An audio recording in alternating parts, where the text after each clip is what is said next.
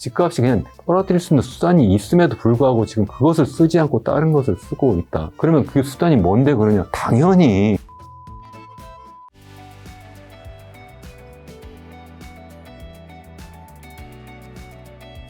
금리 인하기에 접어들었지만 시장 금리 또 오히려 오르는 기현상도 발생하는데 이런 시기에 현금을 지는 것과 투자를 하는 것 중 뭐가 유리한 걸까요? 저는 일단 그 현금이 어떤 현금이냐가 굉장히 중요하다고 보는데 당연히 계속해서 말씀드리지만 우리 원화에 비해서 달러는 계속 더 강화될 수밖에 없기 때문에 달러 자산을 더 많이 갖고 있는 것이 좋겠다 이렇게 생각은 일단은 하고 있어요. 다만 그 달러 자체가 그러면 앞으로도 계속 모든 통화에 대해서는 현 상태를 유지하거나 아니면 더 강화될 수도 있어요. 아니면 우리나라 통화에 대해서는 뭐 당연히 더 강화될 수가 있는데 그러면 그렇게만 비교를 할 수가 있겠냐는 거예요. 다른 또 자산이 있잖아요. 계속해서 말씀드리지만 그 달러를 무엇과 비교하느냐에 따라서 이게 강화될 수도 있고 약화될 수도 있는데 그냥 우리나라 통화와 비교하면 절대적으로 더 강할 가능성이 더 높고 그리고 다른 나라 통화와 비교해서도 그렇게 뭐 약세로 완전히 전환되지는 않을 것 같다는 일단 생각을 하는데 다만 다른 자산 그게 대표적인 게 예를 들어서 뭐 기업들 자산 그게 바로 주식이잖아요. 그런 것들에 비해서는 더 약화된다. 그게 무슨 뜻이죠? 주식 가격은 또 올라간다 그런 의미가 되는 거고 또 우리 대표적인 또 자산이 금이고 비트코인이고 이런 것이잖아요. 그런 가격도 앞으로 또 올라갈 가능성이 더 높다고 보는 이유가 앞으로 통화량이 천문학적으로 더 풀려나갈 가능성이 굉장히 높다는 거예요. 그 이유는 트럼프 대통령이 적극적으로 지금 연준도로 제발 금리 내려라. 제발이라는 얘기가 너 금리 안 내리면 죽일 거야. 이렇게 지금 하고 있잖아요. 그래서 결국은 내년 5월이면 이제 제롬 파월 의장도 이제 물러나고 정말 왕비둘기가 정말 거기 연준 의장이 될 거고 많은 연준 위원들도 이제 바뀌고 있는 상태인데 그래서 돈을 많이 풀릴 거다. 그럼 왜 돈을 이렇게 많이 푸느냐? 이것까지 또 질문을 하실 수가 있는데 풀지 않을 수가 없는 상황이에요. 왜 그러냐면 현재 경제 상황은 좋은데 트럼프 대통령의 입장에서 생각하면 내년 일단 당장 내년 11월에 중간선거도 있으니까 경기 살려야 되는 것도 있지만 너무나 천문학적인 부채가 있기 때문에 무려 지금 38조 달러만큼 지금 정부 부채, 국가 부채가 있잖아요. 이 정도는 GDP 대비로 무려 125%나 되는데 이 정도면 어느 정도냐 매년 이자로만 나가는 것이 지금 국방비 지출보다 더 많아요. 거의 1조 달러 가까이 지금 되고 있는데 그러니까 이 너무나 이자 비용이 많으니까 금리를 낮춰야 되겠다. 금리를 낮추면 기준금리 낮추는 것이 제일 좋은 거고 그러한 가운데 더군다나 인플레까지 딱 유발이 되었다. 인플레까지 유발이 되면 어떻게 돼요? 당연히 우리 경제학 교과서에도 나온 얘기인데 한쪽은 이익이고 한쪽은 손해잖아요. 누가 이익이에요? 당연히 돈을 빌려간 사람이 이익이죠. 그러니까 돈을 많이 빌려간 미국 연방 정부는 상대적으로 그만큼 자기들이 갖고 있는 그 부채가 상대적으로 더 작아지고 부담도 더 줄어들 수밖에 없기 때문에 결국은 계속 금리를 낮추도록 압력을 가할 거다. 사실 이건 역사적으로 계속 그러한 경험이 있고 최근에 뭐 레이 달리오가 국가는 어떻게 파산하는가 거기서 자세히 그런 설명을 했던데 결국은 국가 부채가 계속 커지면 나중에 파산하거나 아니면 인플레를 유발하는 수밖에 없다. 이렇게 결론을 내더라고요. 그래서 계속 앞으로 돈이 많이 풀려나갈 거다. 자, 마지막 부동산만 여쭤보려고 하는데 올해 627, 9채, 10, 15 부동산 대책 나왔는데 어떻게 보셨고 이게 집값 잡을 수 있다고 보시나요? 나쁘게 봤습니다. 일단 627 대책이라고 하는 것이 갑자기 수요를 이제 억제는 대책이잖아요. 대출 규제였죠. 기본적으로 우리 시장을 볼 때 수요와 공급이 있잖아요. 그러니까 627 대책은 수요를 억제는 대책이고요. 그 다음에 971 대책은 공급을 하는 대책이라고 했는데 그 공급이라는 것이 보니까 당장에 뭐 없는 거예요. 그러니까 이거 앞으로 뭐 이게 현 대통령의 임기 내에 뭐 공급될 게 거의 없겠구나. 그러니까 결국은 이게 안 되겠다 이렇게 생각을 한 거고 앞서 말씀드린 627 대책도 그래? 이거 뭐 계속 갈 수 있겠어? 그러니까 또 안 된다는 이야기고 최근에 나온 10, 15 대책도 보니까 더 그걸 강화했잖아요. 그래서 이제는 뭐 아예 서울뿐만 아니라 수도권 거의 전역을 토지거래 허가 구역으로 묶으면서 더 대출 규제를 했는데 수요를 더 강화한다 이렇게 했는데 이렇게 하는 것이 과연 앞으로 계속 될 수 있겠느냐 첫 번째. 그러니까 시장 참가자들 입장에서 생각하면 공급은 앞으로 잘 안 될 거고 수요를 계속 억제하는 것은 이거 한계가 있겠구나 이렇게 이제 생각할 수밖에 없지 않겠느냐 하는 말입니다. 그러다 보니까 이렇게 가는 것은 결국은 첫 번째 제가 정리해서 말씀드리면 반시장 정책이라고 하는 거고 시장에 좀 어긋나는 정책이 시장에서 수요와 공급이 자연스럽게 이렇게 나오도록 해야 되는데 그냥 억지로 수요를 누르니까 거래가 안 되고 거래가 안 되니까 마치 가격이 안정화되는 것처럼 보이지만 이것은 어쩌면 정말 사유 재산을 그냥 억지로 지금 정부가 억누르고 있는 거고 거주 이전의 자유마저도 좀 억누르고 있는 측면도 굉장히 강하고 이러한 가운데에서 실제로 가격은 가격대로 계속 오르고 있는 거예요. 지금 이재명 정부 출범한 뒤에 한 번이라도 서울 주택 가격이 하락한 적이 있었나요? 계속해서 올라가고 있잖아요. 거기다가 이제 너무나 이제 10.15 대책이 너무 강하다 그러니까 지금 우리 그 대통령실 정책실장이라는 분이 어제 인터뷰한 거 보니까 10.15 대책이 이게 영구적인 것이 아니라 그냥 임시적인 대책이다 이렇게까지 또 이야기해 본 거예요. 그러니까 결국 무슨 얘기예요? 결국 집값은 또 올라가겠구나. 억지로 눌렀으니까 이렇게 생각할 수밖에 없는 거라는 거죠. 첫 번째는 반시장 정책이고 두 번째는 공급 대책은 제대로 나와 있지도 않은 상태에서 수요 관리 대책만 한다는 거고 이 공급 대책이라고 하는 것 자체가 저는 항상 말씀을 드리지만 이게 기존 주택의 공급도 있고 그리고 새로운 주택의 공급도 있는데 현 정부는 기존 주택의 공급은 억지로 눌러버리고 도리어 그리고 새로운 주택의 공급은 앞으로 그냥 4, 5년 동안 거의 없는 걸로 되어 있는 거예요. 지금도 그래서 뭐 여기저기서 뭐 해가지고 뭐 각 부처에서 뭐 공급 방안을 내놔라 뭐 이렇게 한다고 하는데 그렇게 해봤자 이게 어느 날 갑자기 뚝딱 해가지고 그게 집이 나오나요? 아니잖아요. 그게 아니라 기존 주택이 매물로 나올 수 있도록 네. 하는 정책이 있었는데 그게 안 된다 하는 이야기고 그나마 이 수요 관리 대책 결국 풀려 나갈 건데 결국 이게 풀릴 텐데 어느 순간에 근데 억지로 그냥 뭐 수요를 억진다고 하면서 대출을 규제한다고 하니까 결국 누가 그럼 그 집을 사고 있겠어요 지금 본인이 능력이 있어 집을 사는 사람도 있지만 아니면 정말 부모백으로 사는 거 아니에요? 자기가 금수저로서 태어났으니까 내가 물려받은 돈도 있고 증여받을 수 있는 돈도 있으니까 그거 가지고 가서 사는 거 아니에요? 그 사람들한테 집값이 오르기 전에 빨리 사라 그러한 지금 기회를 만들어준 거 아닌가요? 결국 그게 문제다. 더군다나 계속해서 지금 매번 대책이 나올 때마다 지금 한 번이라도 시장에 먹혀 들어간 게 있어요? 마치 문재인 정부 때 26번, 27번 계속 대책이 나왔는데 나올 때마다 제가 그때도 그랬어요. 아휴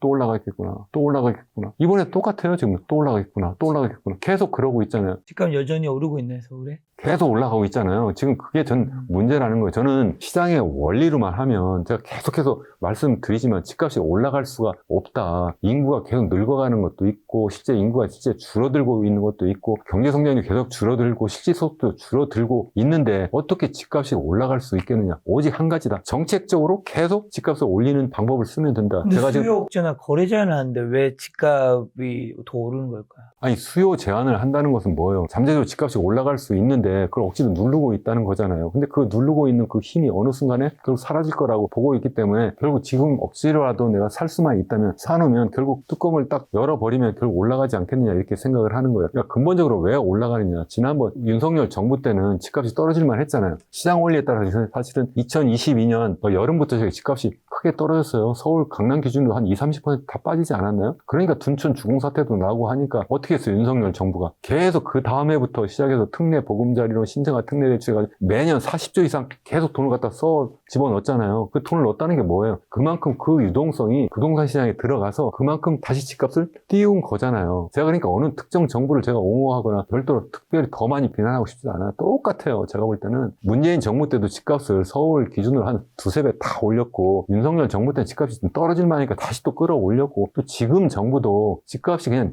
떨어뜨릴 수 있는 수단이 있음에도 불구하고 지금 그것을 쓰지 않고 다른 것을 쓰고 있다. 그러면 그 수단이 뭔데 그러냐? 당연히 부동산 세제 개편이죠. 그걸 안 하고 있으니까 나 부동산 세금으로 내 집값 안 잡을 거야. 이런 대통령 공약까지 해놓은 상태가 돼버리니까 아이고 세금으로 안 잡는다네? 그러니까 결국은 할 게 뭐야? 뭐 새로운 집 결국 공급해내는데 그건 뭐 거의 불가능하네. 그러니까 뭐 여러 가지 뭐 수요 관련 대책이라고 해서 대출 규제 하는데 이게 어떻게 계속 가능하겠어? 슬금슬금 돈 있는 사람은 집을 사고 있다. 그러니까 집값이 떨어지지 않고 돈이 없어도 어떻게든 버텨보자. 지금 그러고 있는 거라는 거죠. 지금 그런 상태가 정말 문제라는 거예요. 실제 그래서 저는 우리나라가 해야 될 거는 세제를 개편해야 되는 거예요.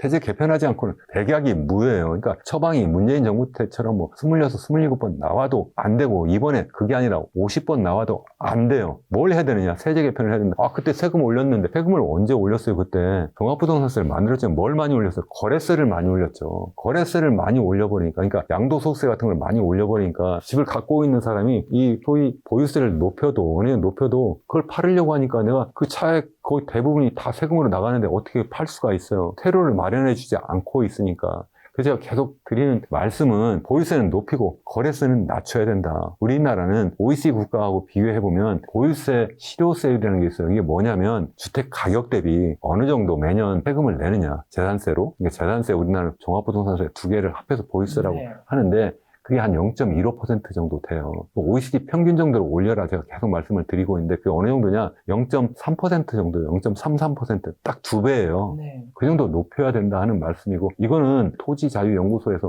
최근에 발표한 자료에서 많이 언론 보도도 되어 있더라고요. 그런데 그 보유세, 실효세율이 이렇게 낮으니까 이걸 높이자 이렇게 하는데 여기는 좀 믿지 못하겠다 이런 분들도 계시더라고요. 그래서 제가 우리 좀 더 믿을 만한 자료를 좀 찾아봤어요. 이게 뭐냐면 국책연구원이에요. 한국조사재정연구원에서 2021년에 발표한 자료예요. 그때 우리나라의 보유세율을 쭉 계산해 봤어요. 계산해 봤더니 2018년 기준으로 0.16%예요. 지금 0.15나 0.16 비슷하잖아요. 그러니까 누가 계산해도 비슷해요. 그러면 이 정도가 얼마라고요? OECD 평균의 절반이다 이렇게 말씀을 네. 드려요. 그런데 언론에서는 어떻게 이야기하냐면 GDP 대비로 자꾸 이야기하는 거예요. GDP 대비로 하면 이게 뭐냐면 우리나라의 가장 최근 자료로 2023년 기준으로 GDP 대비로 보유세 비중이 무려 1%나 된다는 거예요. 그러면 OECD 평균이 0.91%인데 우리가 더 많이 내는 거 아니냐 이렇게 말씀을 하세요. 이게 말이 되느냐는 거예요. OECD 국가 중에 우리나라만큼 집값이 비싼 데가 있나요? 소득 대비로? 없죠. 집값이 너무 비싸니까 소득 대비로. 그러다 보니까 GDP 대비로 이렇게 보유세를 많이 내는 것처럼 보이는 거예요. 이게 아니라 정말 중요한 것은 실효세율이다. 집값 대비 얼마나 세금을 내느냐. 그것 가지고 사람들이 내가 보유하는데 부담을 갖느냐 아니냐를 따지는 거지 GDP 대비로 그걸 비교를 할 수가 없다는 거고 더더군다나 또 뭐까지 내놓냐면 부동산세라는 게 있어요. 이건 보유세 플러스 거래세. 거래세라면 취득세 그리고 취등록세 그리고 양도소득세인데 그렇게 하면 우리나라가 무려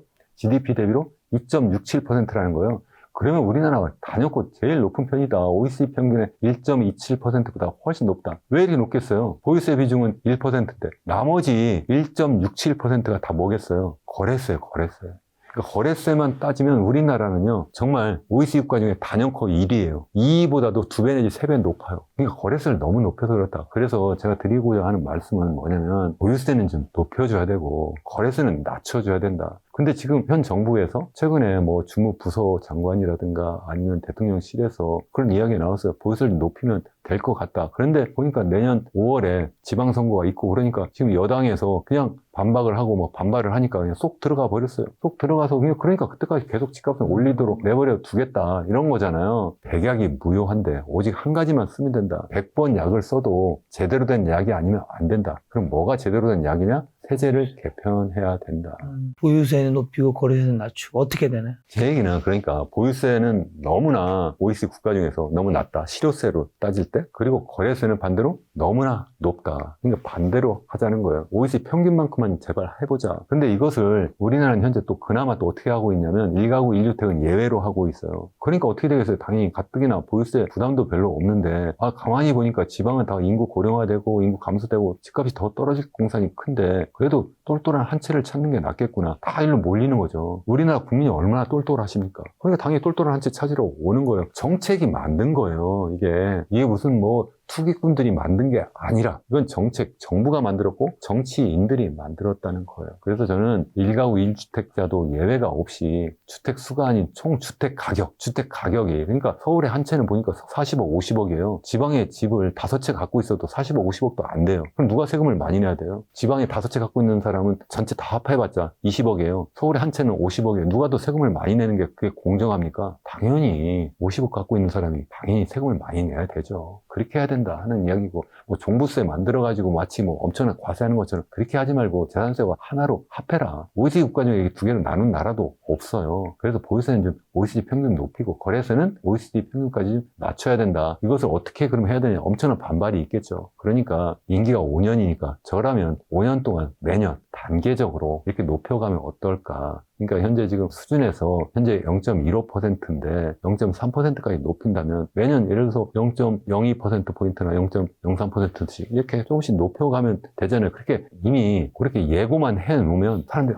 집값이 5년 뒤에는 얼만큼 세금을 얼마나 내겠구나. 그러니까 사람들이 합리적인 판단을 하는 거예요. 이게 시장 친화적인 대책인 거예요. 그렇게 하자는 거고 신규 주택에 대해서는 아예 처음부터도 할 수가 있어요. 신규 주택에 대해서는 아예 처음부터 그래 5년 뒤에 기존 주택에 대해서는 2배 올라가니까 신규 주택에 대해서는 아예 5년 뒤에 할 거를 지금부터 보유세율을 0.3%로 한다. 네. 이렇게 할 수 있다는 이게 바로 미국식이에요. 미국이 처음에 일단 구입할 때 주택을 구입할 때 그때 보유세 한번 딱 매기면 그 보유세율이 계속 가는 거예요. 그게 전 맞다고 생각하고 사실 미국은 참고로 우리나라보다 실효세율이 거의 10배 높아요. 정말 그렇게 높습니다. 제가 직접 제 책에서 비교한 것도 있는데 우리가 그렇게 해주는 게 좋겠고 마지막 하나 더 말씀을 드리면 우리나라는 정말 청장년을 위해서 뭐 여러 가지 뭐 특례 보금자리나 신생아 특례 대출해가지고 자꾸 빚을 내도록 해서 집을 사도록 하는데 그게 아니라 어떻게 아동수에 따라서 보유세를 감면해 주면 되는 거예요. 그분들한테. 그러니까 그분들은 적어도 보유하는 데 있어서 부담을 상대적으로 덜하게 아이를 더 많이 가지면 내가 그러면 보유세, 재산세를 적게 내는구나 이렇게 실질적으로 혜택이 가도록 그렇게 해드리는 것이 맞지 않는가 그렇게 생각합니다. 저 인구는 줄어드는데 서울 아파트 가격은 우상향할 것이라는 믿음은 여전한데요. 인구 감소 시대에도 부동산 불패신화는 서울 기준에서 때는 유효한 거 아니면 이게 너무 꼭지인 건가요? 그러니까 결국은 제가 계속해서 말씀드리지만 시장 논리로 보면 하향 안정화 될 거다. 떨어질 거다. 그렇게 생각을 해요. 다만 계속해서 안 떨어지는 중요한 이유가 2022년 한번 떨어지고 있었는데 윤석열 정부에서 억지로 끌어올렸고 지금 다시 또 이재명 정부에서 떨어지는 것을 막으려고 지금 굉장히 노력하고 있다. 저는 그렇게 생각을 해요. 이게 무슨 얘기냐. 노력을 언제 했냐. 내가 지금 떨어뜨리려고 한 번에 떨어뜨리려고 해봤어요? 아니죠. 그분들이 말씀하는 안정화라는 것은 가격 하향 안정화가 아니라 상향 안정화를 원하시는 것 같아요. 그러니까 점진적인이라는 게 점진적으로 떨어지는 게 아니라 점진적으로 올라가는 걸 바라는 거예요. 그게 경기를 더 살린다고 생각을 하기 때문에 그러니까 이건 그렇게 하면 정말 답이 없다. 그러니까 결국 여러분들이 보셔야 될 거는 정부가 어떻게 할 거냐. 저는 결국 내년에 결국은 보유세를 높일 수밖에 없다고 생각을 해요. 세율을 높이기는 어려울 수도 있어요. 그래도 방법은 뭐냐. 제가 볼 때는 예를 들어서 우리 보통 공시가격이라는 게 있잖아요. 실제 뭐 30억짜리, 50억짜리 아파트를 갖고 계신 분들이 실제 세금을 낼 때 그 가격 기준을 하나요? 그렇게 안 하죠. 그렇게 안 하고 또 공시가격으로 해서 그 공시가격이 한 70% 정도 돼요. 서울 아파트 같은 경우에. 그럼 또 그거 가지고 재산세 다 내느냐. 종합부동산세 낼 때는 다시 또 거기에 뭐가 있느냐면 공정시장 가액 비율이라는 게 있어요. 60%에 70% 정도 될 거예요. 공정시장 가액 비율이. 그래서 실질적으로 시장 가격의 절반도 되지 않는 가격을 가지고 그거 가지고 세금을 매겨요. 그러니까 사실은 실효세율을 직접 높이지 않아도 재산세율을 높이지 않아도 공시가격 그것을 70%로 좀 높여도 되고요. 그리고 또 한 가지 공정시장 가액 비율도 그것도 좀 높여주기만 해도 그래도 저는 효과가 있을 거라고 생각하는데 그거는 제가 생각할 때는 내년 지방선거까지 기다릴 필요도 없이 당장 해주면 그러면 될 텐데 그때까지 그냥 내버려 두면 또 앞으로 또 6개월도 남았는데 계속 집값은 계속 올라갈 거고 그러면 또 젊은이들 다 거기에 또 매달리고 그래서 또 이 생망이 되고 다 패닉 바잉하고 이게 정말 말이나 되는 거냐 하는 생각입니다. 다음 이재명 정부의 부동산 정책을 전망해 주신다면 보유세가 나올 것이라는 거네요. 나올 거라고 생각합니다. 안 나오면 결국 5년 동안 다시 또 문재인 시즌2가 되기 때문에 그럼 또 정권을 또 잃어버리는 결과를 가져오게 될 거라고 저는 생각을 해요. 그래서 저는 권해드리고 싶어요. 정말 단기적으로 충격이 있고 자기 지지하는 분들이 계시잖아요. 그게 다 지역구에 따라서 달라요. 대부분 사실 집값이 지금 하향 안정화되는 것을 더 원하세요. 지방도 그렇고 또 집이 없는 분들은 더더욱 그런데 일부 고가주택을 갖고 있는 분들 아니면 여러 주택을 갖고 있는 분들 그분들만 바라보고 네. 정치하시면 안 될 것 같다. 근데 하향 안정화되길 집값이 떨어지길 바란다는 건가요? 그것이 저는 답이라고 생각해요. 왜냐하면 우리나라의 집값이 서울 기준으로 보면 어느 정도냐면 서울의 평균적인 가계소득 대비 무려 27배예요. 그렇게 높은 나라가 OECD 국가 도시 중에 하나라도 있으면 내놔줘 보세요. 뉴욕이 14배예요. 런던도 한 13, 14배밖에 안 돼요.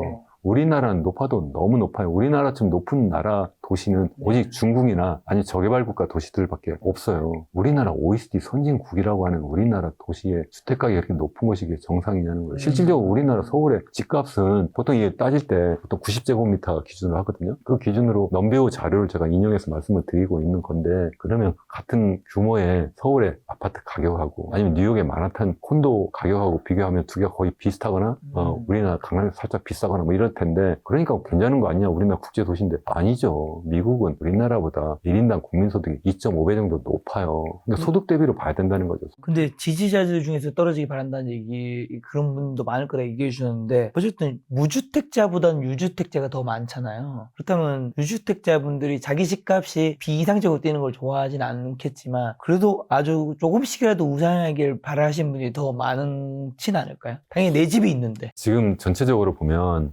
무주택자하고 유주택자의 구분을 해보면 현재 살짝 유주택자가 더 많다고는 해요. 그렇죠. 그게 왜 그러냐면 서울 같은 경우에 자꾸 가구수가 늘어나요. 그 가구수가 늘어난 이유가 뭐냐? 인구는 주는데 왜 가구수가 늘겠어요? 그거는 정부가 정책을 이렇게 만든 거예요. 무주택자면은 그러면 더 우선적으로 분양을 해주겠다 하는 정책 때문에 그냥 내가 부모하고 살고 있는데 그냥 가구 독립을 해버려요. 그래서 무주택자가 된 거예요. 그래서 마치 가구 수 대비 주택 공급률이 자꾸 줄어든다 이렇게 이야기하는데 갑자기 있던 집이 없어진 게 아니잖아요. 그냥 가구 수만 늘어났다는 이야기고 사실은 그 분들 포함 그러니까 어쨌든 그러한 집을 갖고 있지 않은 그 젊은이나 아니면 저소득 아니면 중산층 분들의 입장에서 생각하면 집값이 좀 하향 안정화되어서 내가 어느 정도 소득을 만들고 그래서 내가 저축을 해서 그래서 내가 집을 살 수 있도록 미래에 내가 그래도 적어도 내가 집 한 채는 가질 수 있도록 그렇게 하는 것이 많지 그냥 집값이 올라가는 게 내가 저축해가지고 벌어들이는 예금 이자보다도 더 많으면 그러면 어떡하겠어 당장 돈을 빌려서 자꾸 집을 살려고 하지 않겠느냐는 거예요. 하다못해 집을 갖고 계신 분들도 결국은 더 좋은 집, 더 큰 집으로 옮겨가고 싶잖아요. 그러면 어떻게 돼요? 집값이 올라가는 게 좋겠어요. 지금 집값이 하향 안정화되는 게 좋겠어요. 내 집값이 떨어져서 내가 옮겨가려고 하는 그 집값도 같이 떨어지니까 그게 더 나한테 부담이 더 덜한 거죠. 오직 정말 고가의 주택을 갖고 계신 분들만 사실은 집값이 떨어지면 안 된다. 이렇게 생각하시는 게 사실 맞지 않을까 저는 그렇게 생각을 하는데 이렇게 말씀을 드리면 댓글에서 많이 이제 비난을 하시고 욕도 하시는 분도 계신데 꼭 제가 말씀을 드리고 싶어요. 뭐 정치인이나 언론인이나 아니면 우리 정책 담당자나 그래도 좀 돈을 갖고 계신 분들 부자라고 하시는 분들이 좀 우리나라의 미래를 좀 보시고 젊은이들 좀 보시고 정말 더불어 잘 살 수 있는 방법이 뭘까 꼭 집값이 계속 많이 막 올라가가지고 그거로 내가 불을 계속 일궈야 되겠다 이렇게 생각하지 않는 게 좋지 않을까? 교수님이 지금 말씀하신 그렇게 가는 방향이 옳고 그렇게 돼야 한다 얘기해 주신 것 같아요. 그것과 별개로 전망적인 측면에서 분석만 들어간다면요. 공급 부족 문제도 있고 전세시장 불안이 맞물려 더 폭폭의 집값 상승이 올 수 있다는 얘기도 있는데 내년 수도권 부동산 집값 이렇게 돼야 된다 말고 전망만 해주신다면 그 전망을 시장 논리로 보면 계속 하향 안정화 될 거다 하는 말씀이고 다만 지난 정부도 그렇고 현 정부도 그렇고 집값이 하향 안정화되는 것을 바라지 않고 있는 것 같다 하는 말씀을 계속 드렸고 그래서 뭘 봐야 되느냐? 정부의 정책을 봐야 된다 이렇게 말씀을 드렸고 그리고 정부의 정책 중에 과연 세금 관련된 정책이 나오냐 안 나오냐 그것 빼고 나머지는 다 백약이 무효한 정책이다. 결국은 보유세를 높이는 방식으로 하고 거래세는 또 낮춰줘야 되지 거래세를 안 낮추고 그냥 보유세만 높여버리면 퇴로를 막아버려서 그래서 또 문제가 될 거다 하는 이야기예요. 제가 어떤 부동산 전문가하고 인터뷰하는 가운데 그분이 그 말씀 하시더라고요. 현 정부가 보유세는 높이고 또 거래세는 또 도리어 퇴로를 막아버려서 결국은 집 갖고 있는 분들에게 부담만 더 드리고 결국 이렇게 해서 집값은 떨어지지도 않게 만들까 걱정이다 이런 말씀을 하시던데 저도 똑같은 생각이에요. 항상 보유세를 높이려면 거래세는 좀 낮춰줘서 그동안 그것 때문에 자산 이익이 많이 있어도 그분들이 그걸 팔고 나갈 수 있도록 하면 그게 바로 뭐예요? 그게 바로 공급인 거예요. 그 공급이 새 집만 공급이 아니라 헌집이 공급으로 많이 나올 수 있도록 그게 바로 매물이라고 표현을 하죠. 그 매물이 서울에 한때는 9만 채까지 나왔잖아요. 지금 다 줄어들었어요. 왜 줄어들었어요? 정부가 줄어들게 만든 거잖아요. 정책이. 그게 그러니까 수요만 줄게 한 그러니까 집을 살려고 하는 수요층만 줄게 한 것이 아니라 기존 주택을 매물로 내놓았던 사람들까지 다 걷어들이게 만들어 버렸잖아요. 그래서 제가 반시장적인 정책이라고 말씀을 드리는 거예요. 그래서 제가 전망을 다시 해서 말씀을 드리면 정부가 과연 이 세제 개혁을 제대로 하느냐, 보유세를 어떻게 하느냐, 보유세를 과연 높일 거냐, 과연 높이면 어느 정도 높일 거냐, 그리고 또 거래세는 과연 낮춰줄 거냐, 안 낮출 거냐, 이것을 잘 보시고 기왕이면 거기에 맞춰서 판단을 하시는 게 좋지 않을까 그렇게 생각합니다. 네, 긴 시간 이제 교수님과 인터뷰 시간을 가졌는데 저희 시청자분들과 2025년에 뵙는 거 마지막 시간일 텐데 내년에 또 이제 뵐 텐데 마지막 시청자분들에게 투자 조언 한마디만 올해의 마지막 투자 조언 한마디만 주고 가신다면요. 여기에서 아니면 뭐 다른 곳에서 여러분들이 뭐 여러 투자 전문가라는 분들이 말씀을 하시잖아요. 그걸 100% 믿지 말아라 하는 말씀 꼭 드리고 싶어요. 제 말씀도 100% 믿지 마시고 그렇다고 뭐 비난하시지 마시고 건설적인 토론은 굉장히 좋다고 생각을 하고요. 실제 제가 앞서도 한번 말씀을 드렸지만 우리나라 주식시장이 이렇게 많이 올라갈 거라고 예측한 사람이 하나도 없었어요. 전문가라는 분들이 저까지 포함해서. 그러니까 스스로 잘 판단을 하시고 스스로 전망을 할 수 있어야 된다. 그렇게 하기 위해서는 어떻게 해야 되냐? 스스로 공부를 많이 하셔야 된다는 말씀이고 더더군다나 너무나 한국에만 올인하지 말고 전 세계의 큰 변화를 읽으시고 그것을 또 공부를 많이 하시고 그래서 기왕에 포트폴리오는 다변화하고 그래서 우리가 100세 인생을 사는데 그 100세 인생을 살기 위해서 기왕이면 단기 투자가 아니라 장기적인 투자를 정말 잘 해나가시면, 그러면 그것이 바로 여러분의 재무적 건강을 키우는 것이고, 그게 바로 여러분의 정신적 건강과 육체적 건강도 같이 도모하는 것이 되지 않을까, 그렇게 생각하고요. 내년에 더더욱 건강한 모습으로 뵙고 싶습니다. 네, 교수님과 또 2026년에 새롭게 인사드리도록 하겠습니다. 오늘 만난 손님은 이현우 교수님이었습니다. 지금까지 소중한 시간 함께해 주셔서 정말 감사합니다. 오늘도 김 작가였습니다. 고생 많으셨습니다. 감사합니다.